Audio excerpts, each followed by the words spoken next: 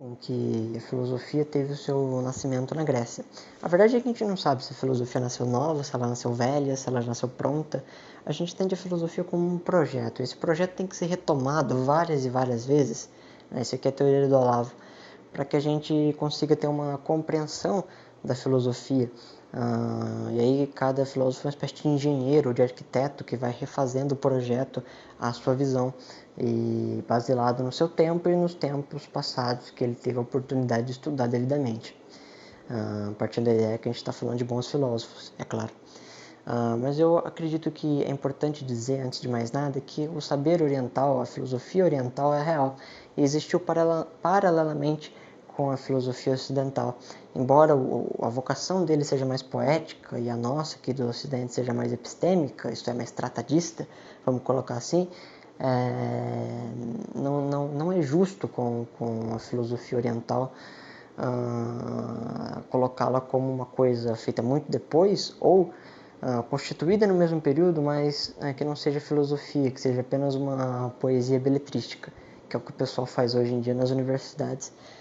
Isso não é verdade de modo algum.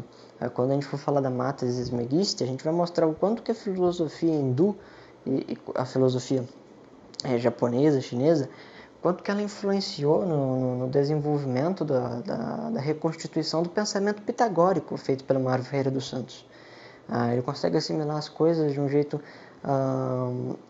muito concreto, muito complexo e correto, no meu julgamento. E a gente vai falar disso em momento oportuno. Mas, mesmo que a gente tenha a necessidade de utilizar os gregos como exemplo, porque é uma coisa mais próxima de nós, e também que eu conheço um pouquinho mais, fica nítido 4 sentenças, ou 4 termos, melhor dizendo, que são importantes para a gente entender um pouco da gênese da filosofia na Grécia. E não só na Grécia, mas em toda a parte do mundo. Que é aquele saber que ele é constituído por interesse, ou seja, você vai fazer isso para ganhar dinheiro, você vai fazer isso para sobreviver, e aquele que é feito por livre e espontânea vontade do espírito, que é constituído apenas por um ímpeto, por um amor. E a filosofia é justamente esse amor ao saber, esse amor ao conhecimento de modo desinteressado. Ou seja, não se busca benesses físicas, não se busca status, não se busca, dentro da filosofia legítima, não se busca essas coisas. Se busca apenas o engrandecimento do espírito, que é o que a gente está tentando fazer aqui. E se Deus quiser vai dar tudo certo. Uma outra coisa é que havia dentro dos gregos um cuidado muito grande com as ideias que compunham a reflexão filosófica. Essas ideias eram consideradas, esses saberes eram considerados como adjuntos do termo episteme, que seria especulação, que era o saber nobre, vamos dizer assim. E o restante, que não adentrava dentro da especulação filosófica, e que parecia ser meio desprezível, era o saber vulgar, chamado de doxa, uma opinião. É claro que tem opiniões que são mais fortes, outras que são mais fracas, mas doxa é uma opinião, sem nenhum juízo de valor embutido, exceto a ideia de que é opinião. Só que ela fica fora do escopo, tá certo?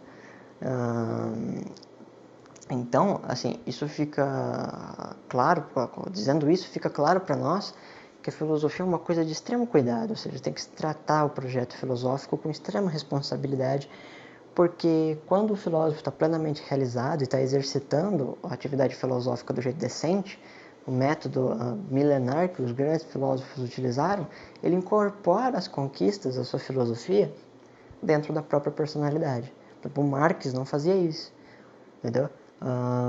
O Berkeley não fazia isso, entendeu? David Hume não fazia isso. Agora, por exemplo, o Aristóteles fez, o Wittgenstein fez, o Mário Ferreira dos Santos fez, o São Tomás de Aquino fez, e por aí vai. Mas se é para falar de método, então eu utilizo as notas que o Mário Ferreira dos Santos usa apenas para a gente ter um esclarecimento mais ou menos de quais seriam os passos. É claro que tem outros jeitos de explicar isso, mas eu acredito que o do Mário é o mais didático. Está logo no começo do Filosofia e Cosmovisão dele. O primeiro seria a necessidade de um homem para pensar, já que a filosofia acontece só entre animais racionais e o único animal racional que tem na Terra é o ser humano. Então é a primeira nota, precisa de um homem.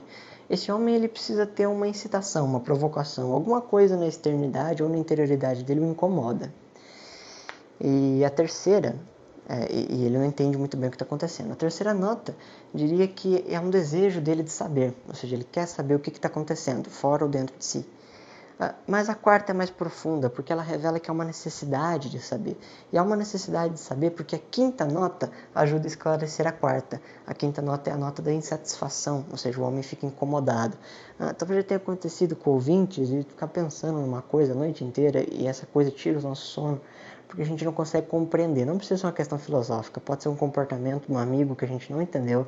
Tipo assim, nossa, ele me tratou com grosseria, por que se ele gosta tanto de mim? Ou às vezes alguém te largou e você não consegue nem conversar com a pessoa, você não sabe por quê. Ou às vezes você reagiu de um modo estranho a uma coisa e você fala, mas por que eu reagi isso? Você está fazendo filosofia de um jeito bem sutil, mas está fazendo filosofia. A sexta nota é um limite. Esse limite é o limite do teu conhecimento. Afinal, se fosse limitado, você não teria uma dúvida, você saberia de tudo. E as notas anteriores, elas mostram que a gente está duvidando de algo e precisa saber o que seria esse algo para sanar a dúvida. A sétima seria a atividade filosófica. É o momento que você começa a buscar as respostas. Dentro de si, fora de si, buscando dentro de si para explicar o fora, buscando fora de si para explicar o que acontece dentro. Independe. A oitava nota seria justamente o campo do desconhecido, ou seja, você tem o campo do conhecido, imagina que você é uma bola de luz, uma lâmpada, e você vai iluminando um quarto escuro. À medida que você se expande nessa luz que seria o seu conhecimento, o quarto fica mais visível. Então há sempre essa dualidade entre aquilo que é conhecido e luminoso e aquilo que é desconhecido e trevoroso. A nona nota seria justamente uma superação, ou seja, à medida que você vai buscando o conhecimento e vai adquirindo ele, você vai superando aquela circunstância trevorosa e vai iluminando mais o teu caminho. E a última nota seria a nota da tensão de pensamento, né? A tensão de pensamento seria basicamente esse choque da luz com as trevas e o que é produzido nele, porque às vezes as trevas podem encobrir a gente e ganhar de nós. E é o momento que entra os nossos estados psicológicos e não éticos, onde a gente fica triste. E há outros momentos em que, conforme a gente vai engrandecendo o nosso espírito com a sabedoria, nós vamos ficando iluminados. É daí que vem a ideia de eudaimonia, né? Aquela felicidade do encontro com o ethos, que a gente vai ter a oportunidade de comentar também em momento oportuno, agora não. Mas a filosofia seria exatamente isso, né? A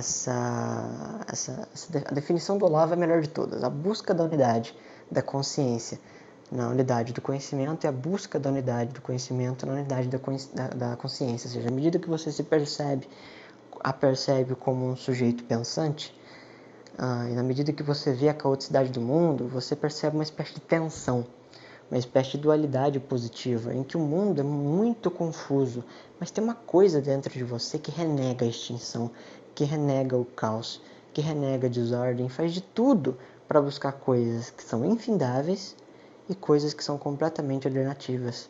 Nós temos um desejo pelo anelo, nós temos um desejo pela ordem, nós somos nostálgicos por respostas. Nós ficamos extremamente felizes quando conseguimos resolver um problema que antes não conseguíamos. Por que se dão essas coisas? É um ímpeto em nós que é explicado de vários jeitos, e a gente vai falar disso num outro vídeo, porque eu não gosto de deixar muito extenso, senão o pessoal não escuta. Mas deixe-se aqui então apenas como